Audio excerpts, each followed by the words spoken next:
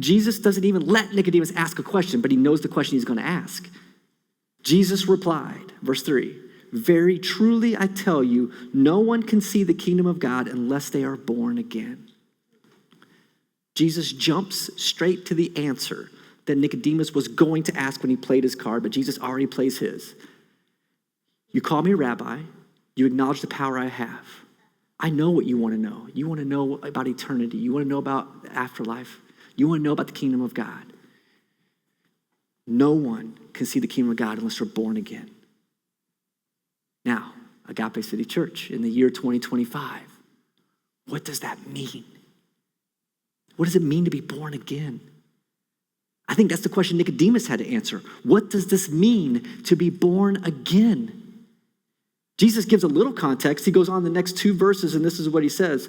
He says, how can someone be born, or Nicodemus asks this question, which is a very genuine question. How can someone be born when they're old, he asks.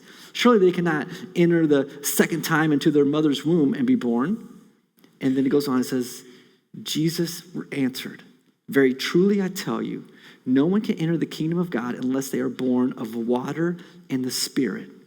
Look at this. Flesh gives birth to flesh, but the Spirit gives birth to the Spirit. So what does it mean to be born again? The Church of Jesus Christ has used this phrase literally for centuries. You've heard people refer to us as born again Christians or born again people. But what does that mean? And do you accept that title? Do you believe that title for yourself, that you are born again, that you've already been born into the kingdom of God? And so what does this look like to be born again? What does it mean? And so Jesus gives us this context. To be born again has something to do with being born of water and the Spirit. Okay. That's still weird. So what does it mean to be born again? I don't know for sure.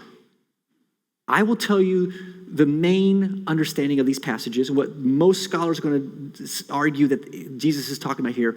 And here's the thing, you get to decide for yourself.